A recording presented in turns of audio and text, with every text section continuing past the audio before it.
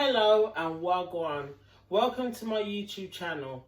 This is my very first episode of Cooking with Jen. Her ex-man fell off, she made man gel off and said it's better than rice and peas. No way. So rock no chase, your bum can't fit in them jeans, there's no space. I tell her. Full disclaimer, I'm not here to tell you how to cook or what you should be cooking. I'm just here to show you how I cook. So, if you like and enjoy, please hit the subscribe button. Let's get cooking. Let's start with our meat. This is lamb neck, by the way, and it's already been washed and cleaned, so that's why the lime's on there. When I say washed and cleaned, I mean vinegared, soaked, limed, rubbed up, cleaned off, washed off, and ready for cooking. So we can take the lemons out now because we're finished with them, yeah? This is what we call a frying pan, technically, but it's a heavy duty frying pan. So it's one of those well sealed pots that cooks the meat really tender and really nice. So first we have the lamb neck, like I said, all washed and clean. So I've got my seasonings. My first one, for that little enhanced flavour, is a bit of barbecue. Put that one aside. The other one, because I have to stress and make clear at this point that we, as Jamaicans, we don't want to taste the meat, and I think that's what the English way is. What we want to taste is the seasoning, what we're putting on the meat. So however we want the meat to taste, that's what we're cooking it to. That's why we're putting seasoning on it. That's all. And the next one will be some all-purpose. I have to be gentle because I'm quite heavy-handed when it comes to putting on seasoning. I'm telling you, trial and error in the beginning when I was learning to cook with my mum, you know what I mean? When she weren't there, my food tended to be a bit salty. So over the years, you learn to be a bit more restricted and not so heavy-handed. And that was garlic powder. I like a lot of garlic. I think it's good for the stomach as well. So I'm very particular about garlic and the oils that I use. And this one is beef seasoning. And we're not using a lot of that because it is lamb neck. But I don't really like the lamb seasoning. So put that one side. Now, you can use your hands, which makes it all the more rubbed in together. But as you can see, I've got nails on. So a wooden spoon it is. There's our wooden spoon. Let's give that a stir. We're going to give that a good old mix. Let you see what I'm doing. I left the lime in the bottom, which is not a bad thing. It just means that my seasoning is going to be just as fresh as the cooking. So I'm going to mix that in. Now, one of the techniques that I learned over the years of knowing whether I've used enough seasoning or not comes by the way of colour. Now, to me, this looks quite pale, so I'm going to repeat the ones that I choose to put on the meat, therefore enhancing its colour. Now, this choice can be anything of your own choice. These are what I use, and this is what I find. I've used these all my life. I grew up using these kind of seasonings, and this is what I learned from here to Jamaica with my mum. Oil usage. So, of late, I've been trying corn oil. So, we're just going to oil the pot. We're going to swirl that around, make sure every corner's got, and we don't want too much oil because you have to remember that meat, any kind of meat, sprouts its own oil, its own waters, so you've got that to contend. Now, the pot is quite big because we do have a fair old things to put in there. Dumpling being the very last one because dumpling only takes 15 minutes to cook. So I'm going to put this on the fire also. And I'm going to turn that on. Can you hear, if you can hear, my oil pot is now sizzling. So I've turned up my water pot. in that pot of water, I will put some salt. Now, I don't want no arguments about the salt. I'm not a great salt user, and I'm not allowed to. My children forbid it. Not too much salt, mum. You have to cut back on your salt, mum. So that's what I do. But I don't like fresh food either. In Jamaica, they would call that food aito. Yeah, I'm Rasta in my heart, even though I don't dreadlocks. But it don't mean I really eat fresh food, which is aito food. Too fresh. A little bit of salt, never hurt no one. In the meantime, that pot there is sizzling. So I'm going to stir my meat in some more. One other way to enhance the flavours in your meat, once you've washed and seasoned them, is to do it the night before, which is what we do mostly for Sunday dinners. Your meat is normally cooked from seasoned and washed from the night before, with the onions and all of that put on it, and put in the fridge till the morning. And that meat then is soaked, seasoned soaked. So you see, when you're eating that meat and you bite it to the bone, a la born sweet. Remember, I'm gonna tell you. Just give that a little stirring. I'm just making sure there's no excess water in this, because the oil is quite hot. And if you pour the meat in with the excess water and forget to stand back, those of you who know will know, trust me. So please be very careful with that. Always make sure your meat is more dry than anything else. And the only time I do actually keep my meat a little bit wet is when I'm doing fried chicken, because I don't eat eggs, so I can't do that coating thing with the egg. But we will do that on another show, and I'll show you how I coat my chicken with breadcrumbs and get my regular fried chicken without egg. And I'm going to put my meat into now the hot oil.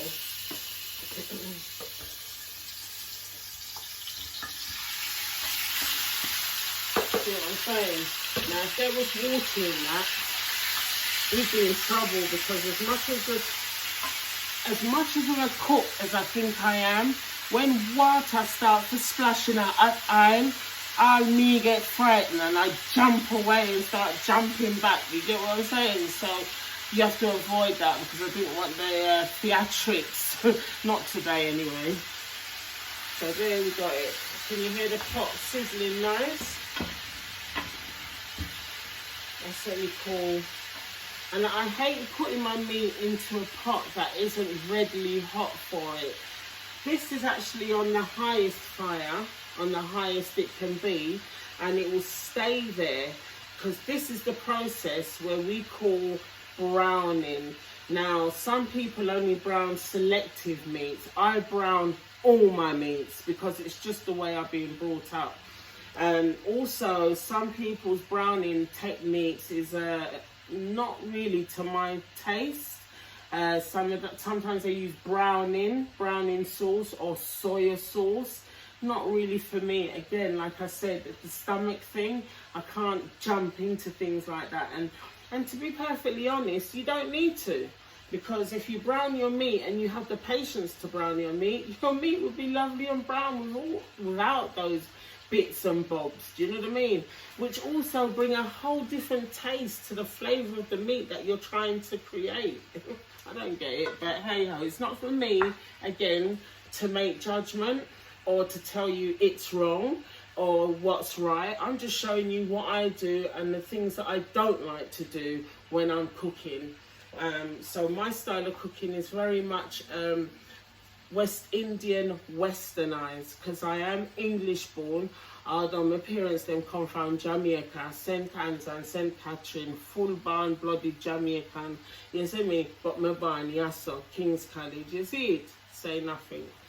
But my style is very much suitable for the English palate, because I'm not a great pepper user either, so my meat has to taste somewhat sweet, and I don't mean sweet in the sense of cakes and biscuits. It just has to taste nice, taste enjoyable, not pepper burning out my mouth. I can't eat it, I've got to stop eating, and then I've got to drink a gallon of milk back at it, because pepper is not seasoning. I'm just putting that out there.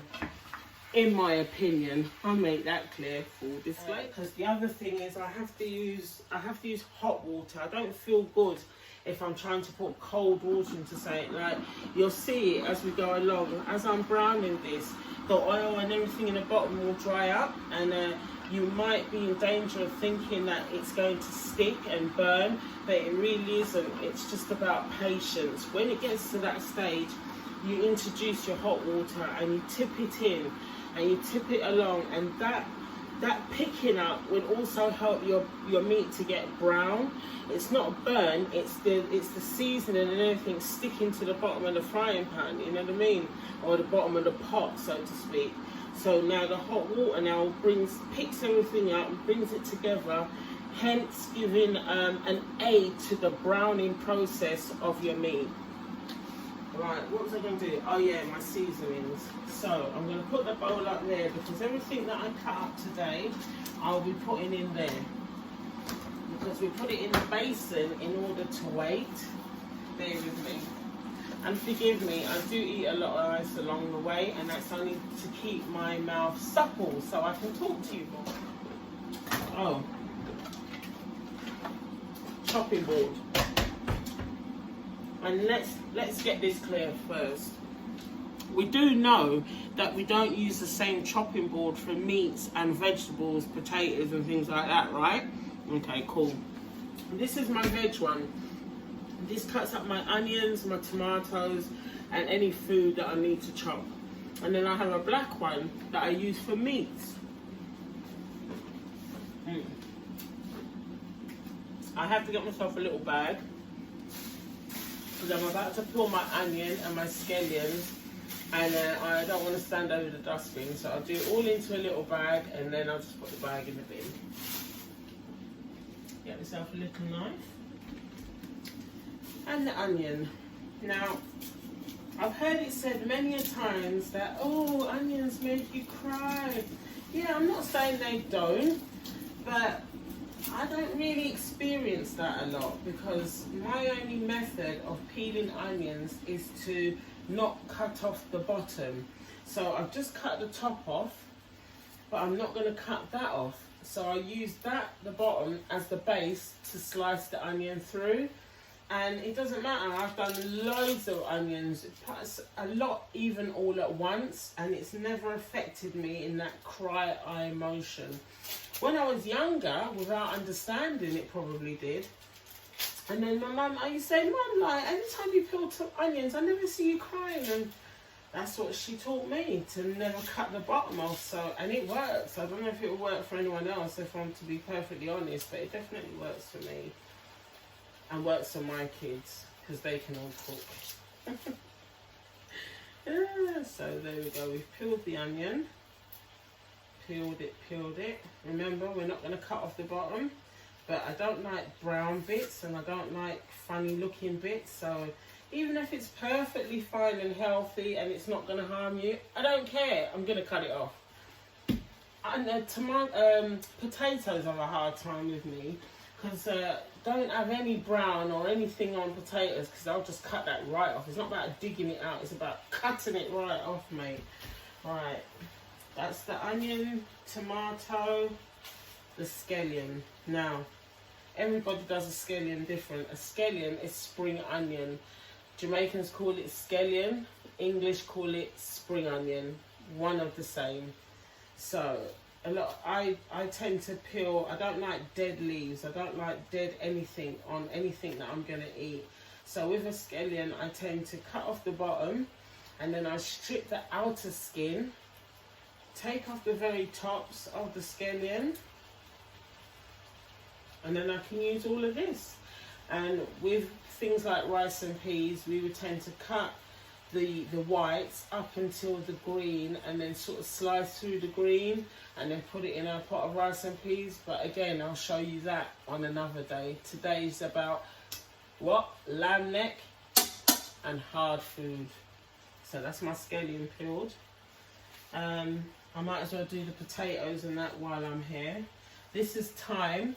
It is dry, but for us, fresh, dry we use a lot of thyme, and we use it fresh, and we use it like this, which is still good. And the other thing is, I wash everything. I don't care if it's pre-washed in a bag. It's just my way. Cooking with Jen means a lot of hands in sink. So we're just going to peel the potatoes real quick. Obviously, when you watch this, I'm hoping all of this part will be speeded up for you, so you don't have to tirelessly stand there watching me peel potatoes. Not think of anything more tedious. Because the potatoes though, it's for the hard food pot. And I know it's early and they are one of the second to last things that actually go in. But you know, I'm here now, so I might as well get it all peeled and out of the way. Alright, we'll come back to that. On top of that, so what we're going to do, put my knife down securely. I'm going to take my bits and I'm going to wash them real quick. So, all washed up, ready to use. So I need a chopping knife, which is slightly bigger than the little one. But only because, you know, when I watch those cooking programs, I want to be like that as well, do you know what I mean? But the truth is, I need new knives. And I'm currently in the shopping for some. So, those of you who want to be helpful, please feel free to tell me what good knives are, or where to get a set of good, reasonably priced knives. Chef knives, cooking knives, you know? Because there's nothing worse than being in a kitchen and not having a good knife. Or, since I've discovered during my cooking years, a good pair of scissors. Oh my goodness, I'm not talking about scissors that you use around the house. I'm just talking about scissors that stay in the kitchen. That's for cutting up your meats, cutting through chicken, anything like that.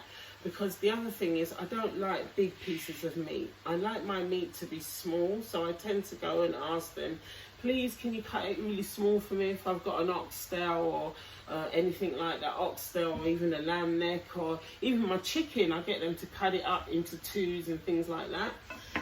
Because I just don't like big meat, and I only go to one particular butcher. But if I happen to go to a different butcher and he's not done it to my recommendation, then I've got my big kitchen scissors, snip, snip, snip, all the way through, exactly how I like it, how I want it. Right, so we're just turning these. You can see now they are getting brown. The brown, if you're curious to know why we go through this extensive bit of cooking, is like a sealment. Like I watch cooking programs, or I done Come Dine With Me. I won, by the way, just before you asked. But it's sealing. When I see like English people cooking, they do seal it. Like they put it in the pan and they turn it, seal it, then put it in the oven. You know what I mean? It's the same thing. But because of our culture, the West Indian culture, we like things, we don't do like meat with red in the middle, or we don't do rare and medium. You know, it's cooked. That's all we know. It's only since of late I've recognised, oh, do you want it medium rare, man? No, I don't want the blood running out of it, thank you very much. But no, nothing against those who do, just saying. So that's the reason we brown it, because that colour is held. I think there's a stigma in West Indian cooking that, you know, they don't, anything too pale must not be cooked. You know what I mean? So that's where the trauma of making sure it's browning comes from. Do you know what I mean? And hence, I mean, I am westernized, so it can be called lazy cooking, because I like my jerk seasoning. A lot of the times I don't do that from scratch. I do it from a jar, but I'll adapt that jar to the taste of what I want it to be like. And I think that's a sign of the times. I mean, you know, our parents, my parents did grow up having to do things absolutely from scratch. This is the 21st century, for goodness sake. I mean, I'm going to do a caramel tart, and this is the pastry for it. Yes, I'll make the pastry for my dumplings, because I don't know anywhere that's going to make pastry good enough for me to make dumplings out of it, because that's tradition. I only know that from scratch. But things like this, 21st century, mate. No one ain't got no time to be standing there making their life in the kitchen longer than it needs to be. So, I'm saying all this, and before you behind me and watch me like brown this meat, but it'll be seeded up, so the next time you see it, it'll be all brown, you get me? Anyway, my seasoning's cut up. I'm going to put my thyme in there, ready, and I'm going to chop up these things, put them in my basin where I season the meat in, because at the end of it all, when I am going to put the water and the seasoning onto my meat, I'm going to pour the water in here. So any residual seasoning that is left in there will then add to the flavouring of the gravy that will be produced from this meat. So, onion cutting time. Now, I don't know about you, but I have a real warm time cutting onions, you know? Because you just want them to be able to cut straight and not this and that. I've got nails on, so there's only so much holding you can do. So I am in the market for gadgets at the minute, you know? Because, yeah, like I said, I'm a 21st century baby. You know, I like life easy like the next person, you know what I mean? so I'm just slicing these through. And as you can see, no tears are in my eyes, baby. Right, let me come up close so you can see properly. No tears, no tears. Trust me on this one. So if you know of a gadget that I can get in order to help me hold my slicing technique, like for the lady with long nails, shall we say, then please do not hesitate in letting me know. Do you know what I can't wait for as well? I can't wait for smell can, because the only way you're going to appreciate what's going on in there is if you can smell it as well. Do you know what I mean? Yeah, I can put it on a plate and I can make it look all dandy and rosy, but it's the smell. See, and this is finished. There's the bottom, and I've sliced it right up. And let's give a camera check. No tears, no tears, no tears. Trust me, it works. But you can see the fire's getting well hot under this now, you get me? So I'm very hands-on when I'm cooking. So, you know, I could leave the meat in there just to take its colour and do what it's doing. But I like to turn it, I like to see what's going on. You know, I like to feel like I'm involved, you know what I mean? So it is what it is. So this onion now is going to go into the basin. Back of the onions is the tomato. Now, I'm not really sure how to slice tomatoes, but, you know, I just go with the flow. I generally tend to cut the bottom and then slice it, and then just do what I can with the rest, because I don't like putting them into whole slices. I like to slice them up. You know what I mean? I can be a lazy cook, don't ever get it twisted, but it doesn't mean I don't enjoy the preparation of cooking, because I really do. I really do. And I think sometimes it just can be a bit, oh, can I be asked? But you'd be surprised, because as we go along, the more shows that I do, I will also be showing you how to do quick meals. So not everything takes this long, do you know what I mean? And can I just point out, today's Saturday, and for Jamaicans, the traditional thing is soup. I didn't want to do that today, but I will be showing you my version of a winter's cold Saturday West Indian soup. I do cook a lot of English foods as well. The only thing with my English foods, I might adapt them with the flavours of my West Indian heritage, but I'll be showing you that as well. And also, if there's anything else that you'd like me to cook or you'd like to see me cook, please don't hesitate to direct message me and let me know what it is, and I'll give it a challenge. And if you want to come on and cook it yourself and give me the challenge to taste your food, I'm also up for that. So that's the onions in the basin and the scallion. Sorry, spring onion. So we're just going to slice up the whites of the spring onion, really small, not tiny, but just slice it up. And then we slice it to a point, because the green part is generally just goes into the pot for ongoing flavouring, yeah? That's why you squeeze it up. So you see I've not sliced the green part. Let's get a little bit closer. So the green part stays like that, and that's how we put it into our rice and peas as well. But the other little bits, cut them up. Now, if you were here, you'd be able to smell. See, I don't know about you, but I'm at the point now where I can smell when my food is catching. When I say catching, I mean burning. But it's not actually burning, but you can know that, you know, it's it's cooking, because you can smell it. You can smell it sticking to the bottom of the pan. The same bottom of the pan that we will, once I think it's browned enough, we'll be adding water to then gain the extra brownness from that. So let's not forget, I haven't forgotten about this pot, and you see it's well boiling. So we're going to get started on that now, and we'll just leave this to continue to brown. Happy days. This basin is going to go green bananas. Why I put them in the basin? So I like to put them in some water, you know, because and then I split the skin, because I like to wash everything, like I said. So we're going to take one each. We're going to take them one by one rather. Let's turn that pot handle in, move that back. That continues to boil.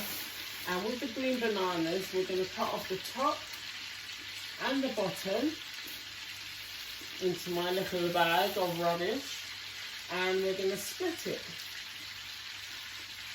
And we split it so that when it's finished cooking in the pot, then it's easy to take the skin off.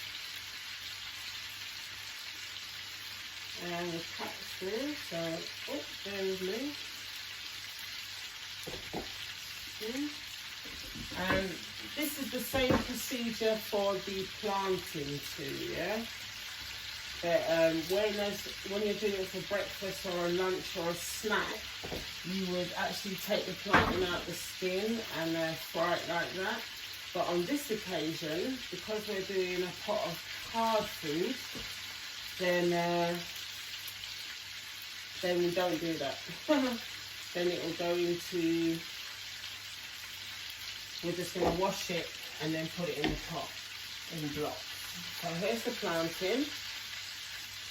Like I said, when you're cooking it for a snack or a lunch or a dinner or whatever, you would split the plantain open and take it out the skin, which I will show you on another episode.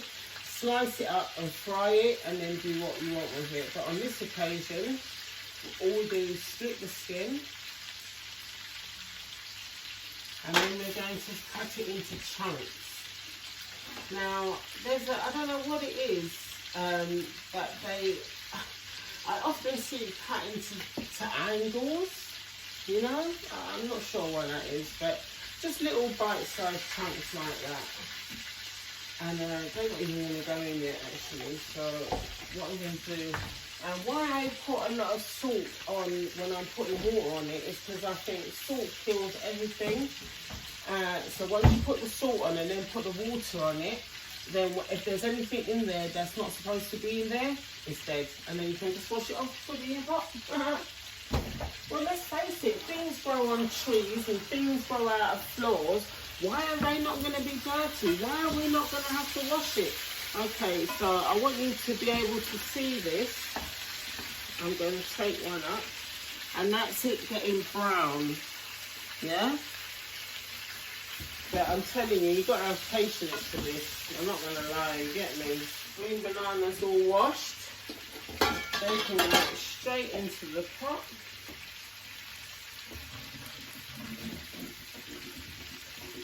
That's the green bananas in. The plantain is an easy thing to cook, and it's already quite soft. You know what I mean? It's not hard. So if you put it in too early, it's in the skin, so it won't mash up, but once you take it out and take the skin off, it will be quite soggy. You don't want that either. So, you know, probably the same time as you put the dumplings in, to be fair. But the next thing we're going to put in is some yam. This particular one is yellow yam. No, this is white yam. I do apologise. This is the yellow yam. So, yeah, I'm going to put both of these in there. They're not very big pieces, because to be fair, in my household, not everybody eats yam, you know what I mean? But those of us that do, there are little chunks of it going to be in the food pot. But no, people like my family, you have to put plenty of dumplings, so we'll come on to that. You might be a bit when you see how many dumplings I do, but hey ho. Right, where's our little knife? Now, can be quite a hard thing to peel, to be perfectly honest. And because I'm on camera here now, I'm not trying to embarrass myself by struggling to peel a yam. So I'm going to peel it like how they peel pineapples. Because at this minute, I think that would be the... So, I don't know if you can see what I'm doing. Just go into the pineapple. Just down like that. Choose to do this yum like that. It's quite hard. It's not, it's quite hard, but not too hard. But still, once you put it in the pot, it's still going to come out nice and soft and easy to eat. But to peel it can be a bit headachy-ish, you know? You've got them things that can be quite headachy. Yeah. And I forgot about the meat, guys. And I know if you could smell it, you'd say, oh my god, the meat is burning. But it really isn't. And I'm going to prove that to you as we go along.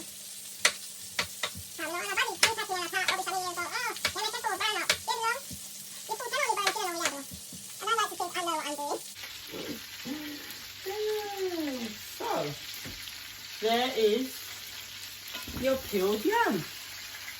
Easy peasy. So, I am going to peel, sorry, this is me not being able to stay out of the pot. But I'm loving the way it's looking, I'm loving the way it's smelling. You know, it's just, cooking is such an easy thing. I think sometimes people make it difficult for themselves, and that's just not me being conceited, that is just an observation, you know, because I've gone through life thinking I can't cook a lot of English foods. And then like cheesecake, simple cheesecake being one of them. And then lo and behold, when I gave it a go, I was really impressed with my first attempt at making a cheesecake. You can see me in my little bag of rubbish, isn't it?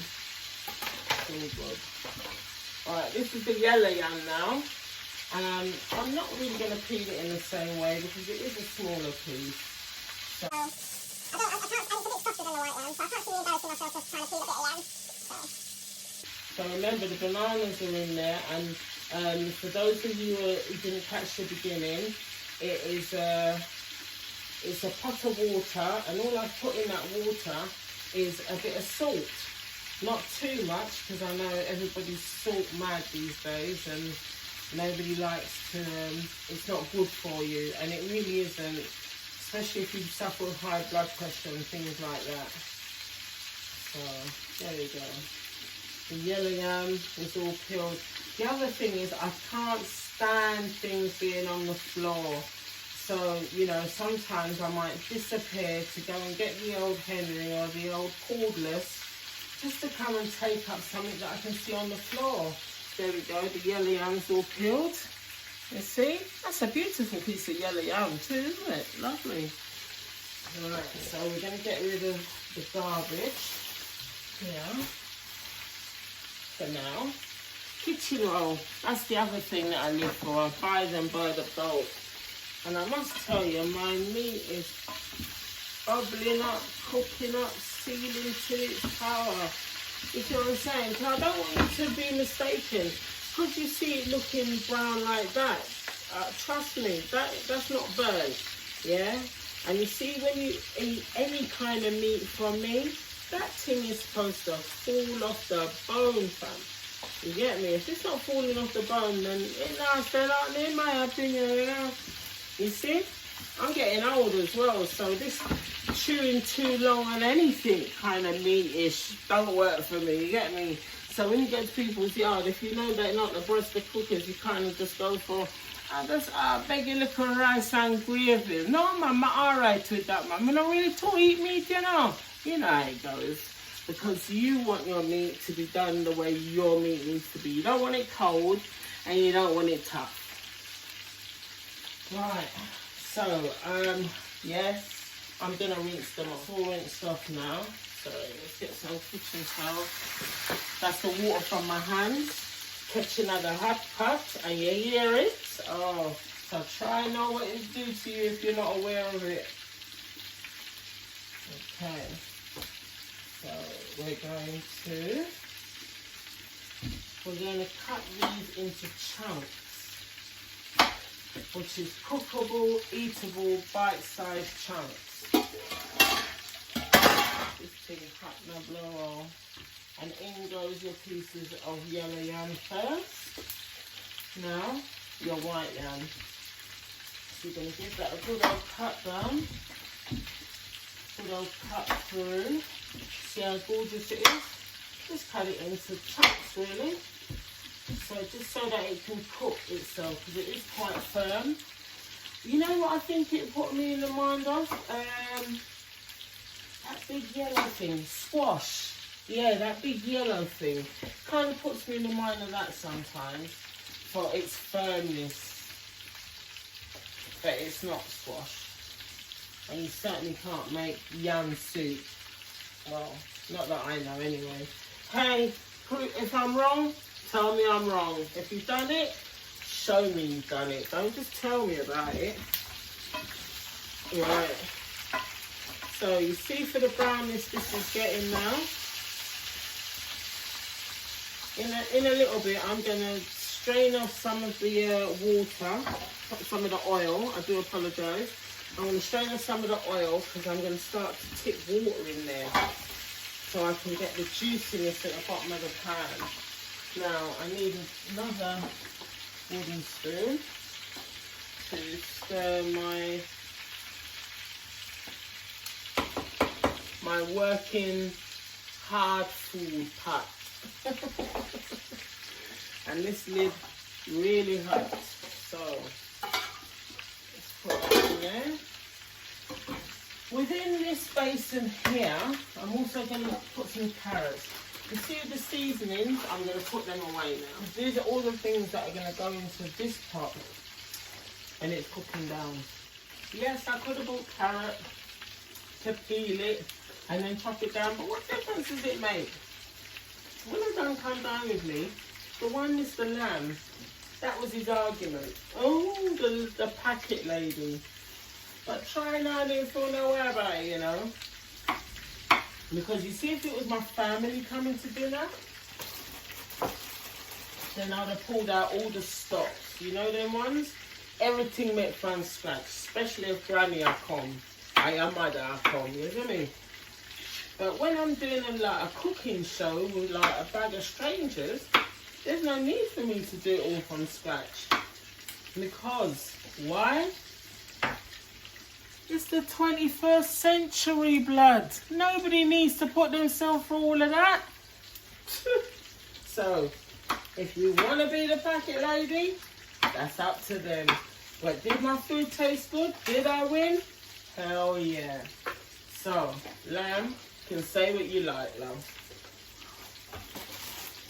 Right, I'm not trying to preserve the rest of these carrots, so I'm just going to cut them up and put them in the pot. Yeah, my pot's full. I'm back. So what I've done, I've drained off a majority of the oil and I've left it on quite a high fire because this is the part I love the best. One with it, Jen. Careful though, because you don't want to splash it on yourself and you don't want to burn yourself. Here goes.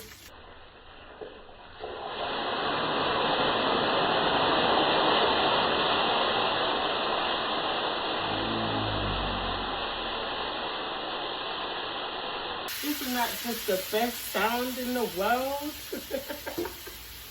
So we're not going to put too much water there now. The water we've put on there now is completely just to pick up all that stuck to the bottom goodness. You know what I'm talking about. And while we're waiting for that, I'm just going to cut through these carrots. What happened with this show? I kept talking about it, you know what I mean? And I think my daughter just got fed up of hearing about it, and then she started to advertise it. So here I am, happily cooking with Jen. So, like I said, let's get these. That's the other thing. I'm just about to say, let's get this Irish cut up and peel up and thing. And you look at me and think, Irish? Is she being rude? No, I really ain't. Irish is what Jamaicans call potato. And it took me a while to work that out. Even when I went there, I mean, I'm Jamaican heritage, and I'd go there and these people are saying, yeah, you are Irish? And I thought, oh, wow, I've never actually gone out with a white guy before. Not really. No, I just didn't know what it was about. And my mum's explained to me, like, I potato that don't call Irish, you know, cause my mum, being in this country, she never called it that. Yeah, she called it potato because she's out England, and it is what it is. But in Jamaica, they call the potatoes Irish. And there's a few other things that they call different as well, but I'll introduce them to you. Like they've got apple out there, but it's not like your green apple. But you know, I'll introduce you to all of these things as we go along on different episodes. So please, if you are enjoying it, please like and subscribe, That's all I ask. And please feel free to talk to me, ask me anything, because I don't want it only to be about cooking. I am an aspiring actress. I am trying to find my way in the industry to be an acting star, or just to enjoy just to do the thing that I enjoy doing most, and it's acting. On top of that, I am also an ex-offender. So if you've got something to ask me with regards to the criminal justice system, or something you don't agree with the criminal justice system, please don't hesitate to ask me. I'm an open book. I don't hide anything. You know what I mean?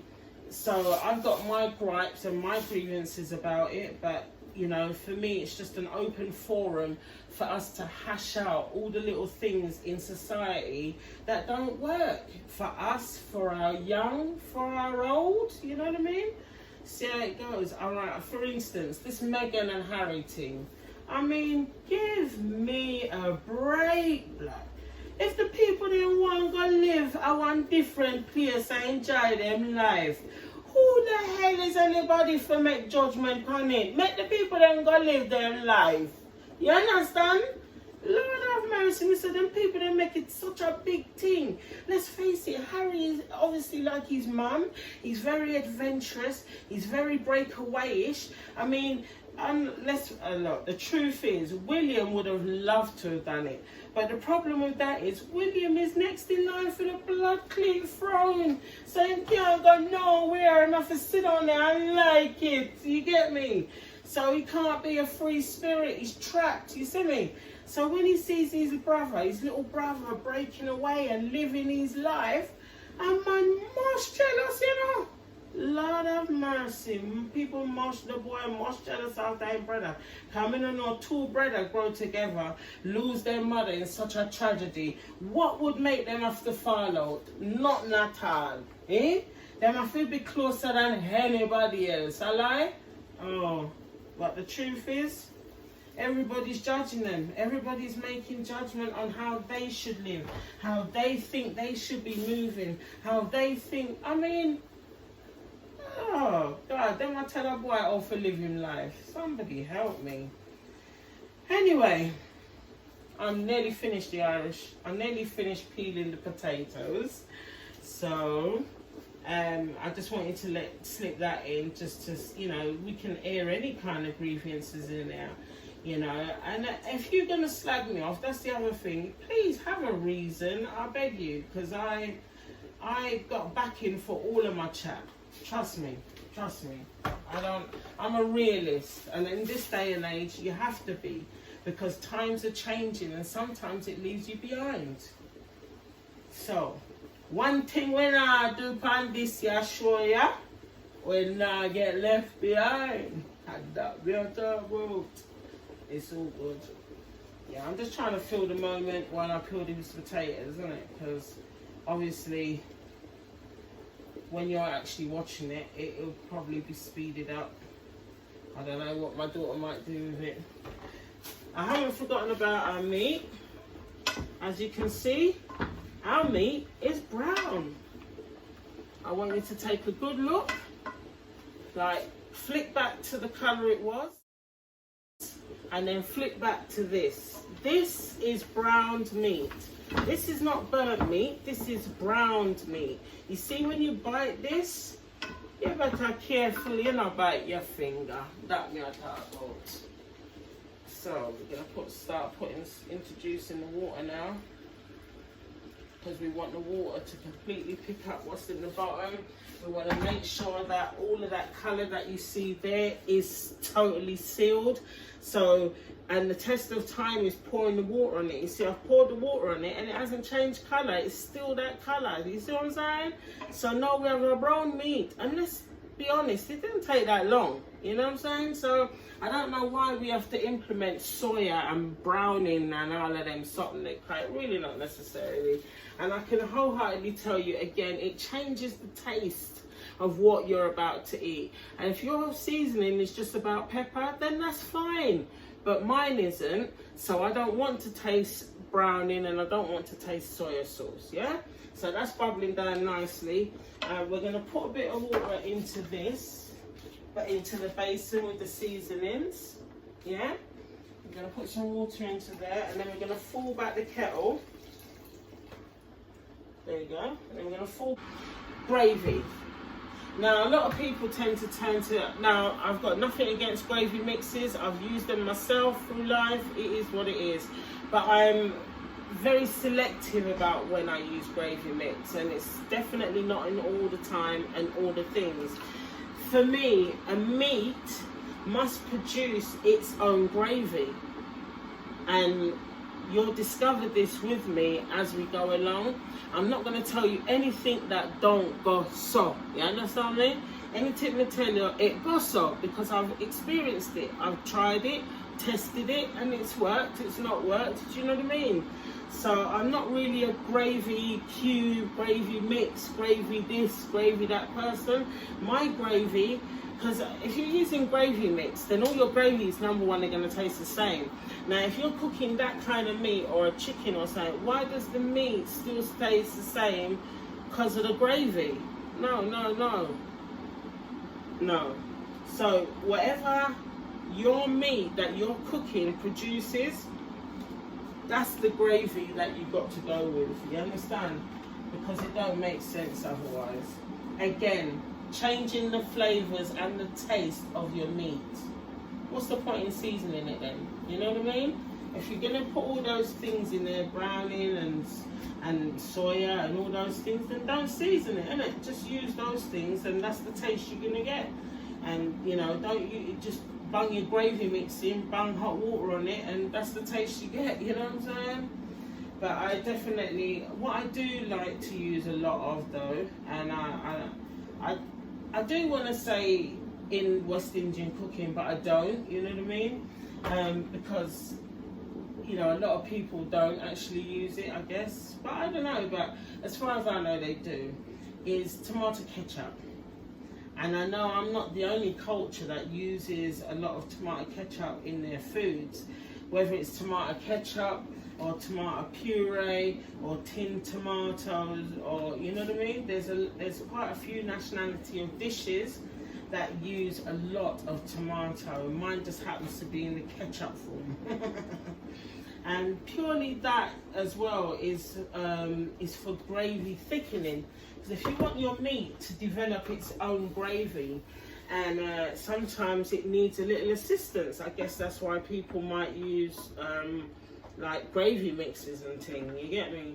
But for me, a little bit of ketchup will do exactly that same thing and not alter the taste of your food, but you know, just make it taste the same and very pleasant. 100%. Sorry guys, I know you can't see me, but yeah, back to Harry and Meghan. You know, tell me what you think, you know?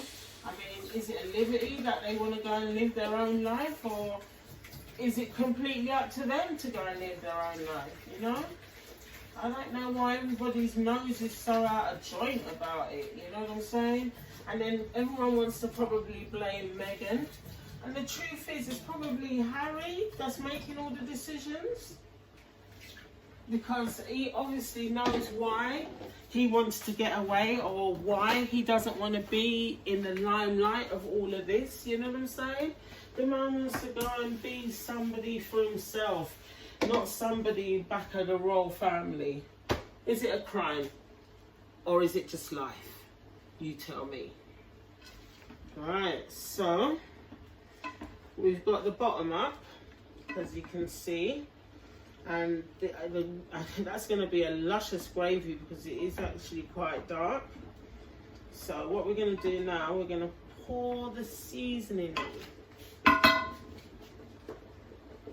And we're going to put the lid on because the colours have stayed the same. I believe in seasoning. Don't ever underestimate me and the powers of onions and tomatoes, yeah. Put that in the sink. So there's the garnishing. This is the making of the dish and the gravy that's going to come from it. So stick our thyme down in there nicely. You see? I know, right? But no, it's not ready yet. So in goes the heavy duty pot, the lid. We'll leave that to do its worst. And we're gonna start with the dumpling them. So first I'm gonna get a jug, get some water in it.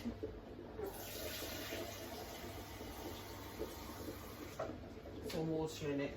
Now, before we start, make we get this clear. Come and know all Jamaicans them steer. Yes, me have one fingernail. That's no lie. But it ain't gonna make my dumplings taste any different. And for the sake of having fingernails on, I'm not gonna use a spoon. Here I'm a lazy girl. I'm not a worthless girl. You see me? So I'm going to need my dumpling with these said hands. Now, you see under my nails? No nasty girl around here, yeah? Me know what under fingernail them every minute of the day. So, here comes the dumpling. Right, so, we're going to open the flour.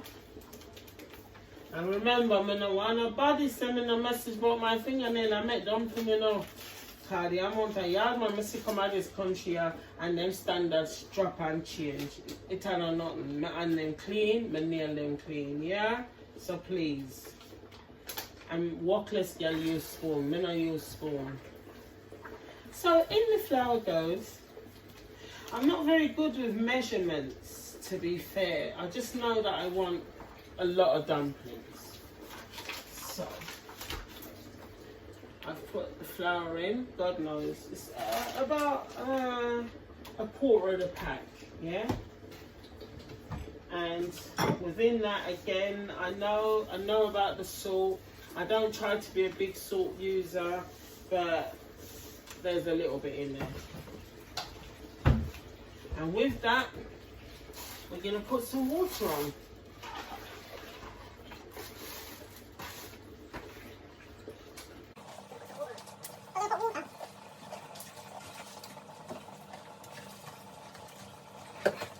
The only thing I can, bless you, the only thing I can tell you about flouring and kneading and making dumplings is that every time you feel like it's getting dry or it's not scooping up or it's too loose, you add a bit more water. If you feel like there's too much water, then you add a bit more flour. Now, I need to get the water from the bottom, the flour from the bottom of the basin. So I'm just going to bring it all round and knead it into itself here. Knead it into itself. Feels a bit soggy at the minute, so I'm just going to add a little bit more flour. Ah, bring on smell cam, bruv. Ah, you need to smell this pot. But you know, when you make it for yourself, then I expect you to tell me about the smell. So, I'm just giving it a good knead. I'm just trying to take it off my hands as I go around. It's not my fingers. If it gets under my nails, then it stays there. I've got no jewellery on because I wouldn't do this with jewellery on, and it's not advisable because that's disgusting. Okay, just give it some good knead. You see, a good knead and bring it together. My hands was full of sticky flour, but now it's all gone because it's all gone into the pastry. You see how easy it is to knead a bit of pastry? Okay, it's all on my fingers. But like I said, if it goes in the nails, then I definitely don't sit there picking out the nails. That's not the point. Yeah, my nails are clean, but I'm not that guy, innit? When I wash my hands and all of that, then I'll get all the flour out from out under my nails then. And my nails aren't involved now anyway. It's just my hand involved when I'm kneading it. And why are you kneading it? Because it's so tight. Because, you know, flour Dumpling for tight, you know? So you can know when a dumpling's not being kneaded for long because because it feels airy. You know, you'd be eating dumpling, but it feels light. If you're eating a West Indian made dumpling, it's supposed to have some weight behind it. And this is just flour dumpling. Can you imagine if he was using hand-made dumpling? Yo, I'll show you that one day along the way. Because we will make Johnny cakes as well. Everyone's going, what are you sauce? Johnny cakes is fried dumpling, basically. Flat ones, too, you know? Yeah, so, and just make sure I'm kneading my flour as tight as I can get it, because I want that, you know, I want that, you know, equal, you know? I want it, you know, you know, for Carly Tablo, please. And we just know, I want it, you know, you know? And another trick as well, I think, to be fair, I've only seen, like, white people do this, but a drop of oil in the flour, you know? And I'm not sure why they do it, but I will find out now. I will find out. Right, so, your dumpling is ready. Simple as that. Simple as that. And it's not all up under my nails anyway, so I'm not using the nails. I'm just using my hand middle. That's where the kneading. That's where the kneading comes from. Okay. Okay, well if I know my pot, that pot's kinda ready as far as I'm concerned. Like, flour away. I'm gonna show you individually knead in your hand to make a dumpling shape to put into your food pot, which I'm going to do now actually. This is my meat spoon, but it's not going to do the food no harm. Jeez, I hope my dumplings can fit in here. Alright, what we're going to do is put, this is my spoon holder. I don't tend to buy these things. I tend to get things in things like these and then utilize the base when I finish using whatever's inside of it. So, on my food pot, I'm going to top up with some more water. I'll tell you why, because I'm going to put the dumplings in. I'm feeling a bit apprehensive about the amount of space that's in here, but it's good. I can feel in the middle that there's plenty of space. So push comes to shove, the guy has push my dumpling them down in eight. So one dumpling coming up.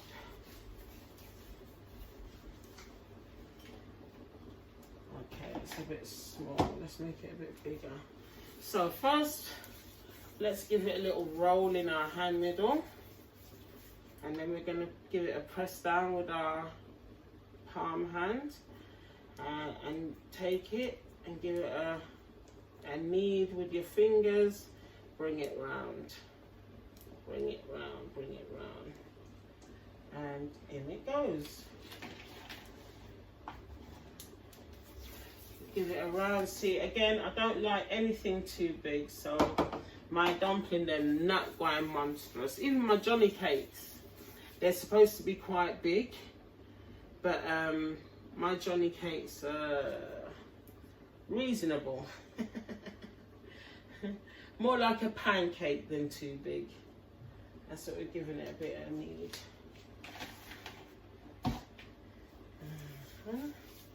Give it a roll. Remember, dumpling takes 15 minutes to cook, and if you can see into this pot now, the plantain is definitely cooked because the skin is actually burst open on it, so it's kind of ready. And obviously the green bananas were ready before I put those in. So what happens to the rest of the food in there is that they begin to soak and done cook. You see me? So dumplings. Again, this is one of those tasks that will probably get speeded up as we go along. So you're not sat there left listening to me waffle on and making dumplings. Stunting, them gala say we sweet like pumpkin. True, we Kyle them tick like dumpling. Kyle them tick like dumpling. Oh damn bad. Stunting, them gala say we sweet like pumpkin. True, we Kyle them tick like dumpling.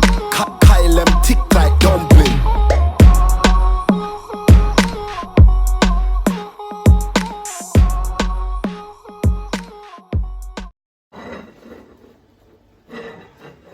Without the smell factor, if you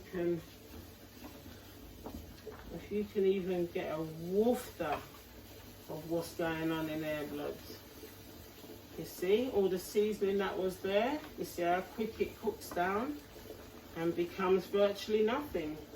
And you know at this point that the lamb neck is actually cooked. It is, I'll show you. It is actually soft enough to eat. You see me? So we just want to, I've been taught to let things cook. So I'll put more water on it and I'll leave it to cook itself down. And then I'll start to tease the gravy into it. Right, so let me move the lid. So can you see? The dumplings that have already gone in there have already cooked, because once they start surfing to the top, your dumplings are ready. 15 minutes, remember I'm tell you, 15-minute dumpling take for cook, yeah? Right, I'm just gonna prise everything down into the pot.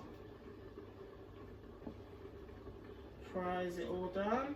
And this, ladies and gentlemen, is what we call a pat, a hard food. So we're going to put the lid on that. I'm going to clean up all around it.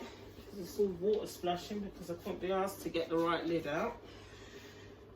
So we'll dry up some of the water and we'll leave that now to totally boil. And I'm going to wash my hands. So I'll still talk, but I'll just be washing my hands. So yeah, I'm also an ambassador for Women in Prison and Women in Prison trustee. And they're people that hopefully 2020 be the year for them to implement the things that they're fighting towards.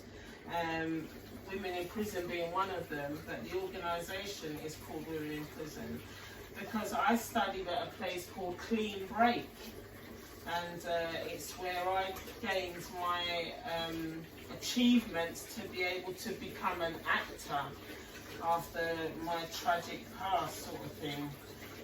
But if it wasn't for the likes of that kind of a charity, Clean Break, Synergy, Cardboard Sits, Almeida, you know, all these kind of theatres that work for the criminal justice system, people at danger of the criminal justice system, women at danger of the criminal justice system, you know what I mean? All these places, if them kind of places weren't here, my life after my experience, I don't know what it would be like or where I'd be.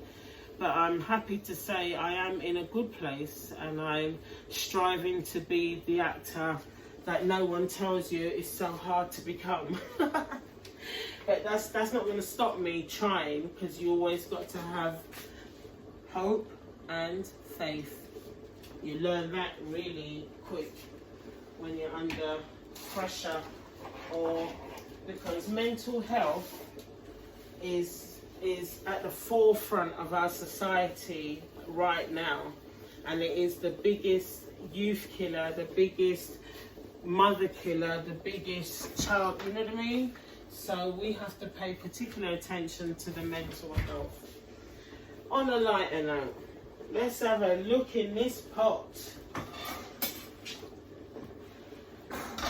Right. So, pot of hard food. I go and bubble it, bubble it, bubble it, bubble. Yeah? And lamb neck, which is also bubble it, bubble it, bubble it, bubble. You see me? So what's going to happen with this now is just, I'm just going to leave it to soak. I apologise about that. I'm going to leave it to soak because it's cooking. And me leaving it to soak is leaving it to get to that tender spot of falling off the bone. So I'm just going to let that cook. And then I'm going to leave this to boil. Yeah, I'm a one spoon wonder. And it's only because it's this kind of food. Because trust me, sometimes I've got a whirl of utensils out there. But this is going to eat with this. So it's not really making much difference to it. Do you see what I'm saying? See what I'm saying? So it's all good. Them potatoes are boiling because my other daughter wants roast potatoes. That's the English in her, you know? Yeah, shake it. So it's all good. Right, so we're going to give that a time to cook. I, on the other hand, are going to have a quick cheeky glass of wine, but I'll be back with you as soon as they're done. And you can see the glorious finishing result. Hi, welcome back to Cooking with Jen. I just wanted to show you the outcome of a cooked down brown stewed lamb neck. And all I'm doing here now is to stir up the bottom to make what will become the gravy even thicker. This is off. That's the food pot. And the dumplings are jumping the hell out. But yeah, you need to see this. Next time I'll do it in a bigger pot, most definitely. But this is your food. This is your dumpling, your green bananas. That's your plantain, which is not too soft, because you see me doing that. If it was too soft, it would just break up. And yeah, oh, and the yam, which is probably at the bottom somewhere. But when I put it all on a plate, then you can get to see each and every bit individually. So my meat now, just add some more water to it, because what I'm doing now is concentrating on gravy.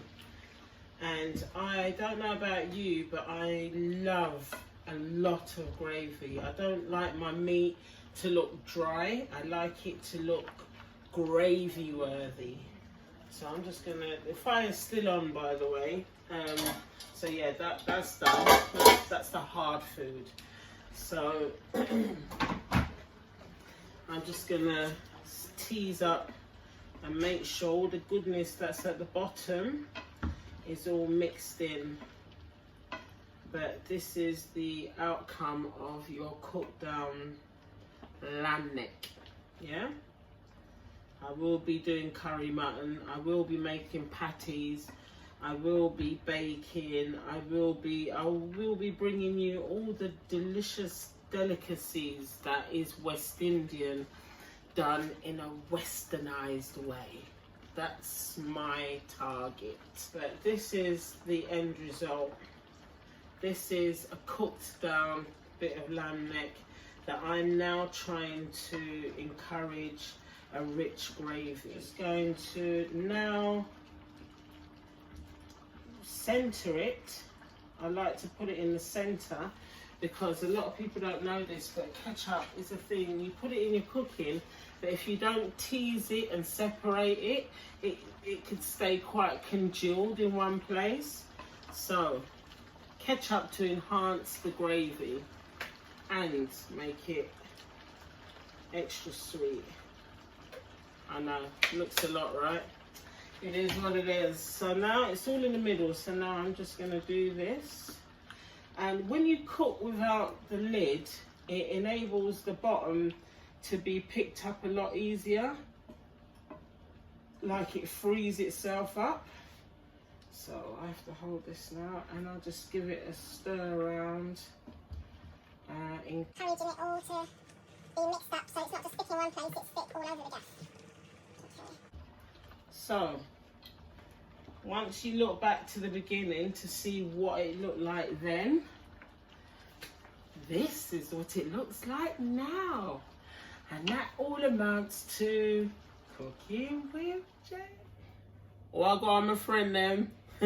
Thank you for watching. As you can see, I finished cooking now. And that's the end result. And make sure you know, you tell a friend. See, tell a friend. See?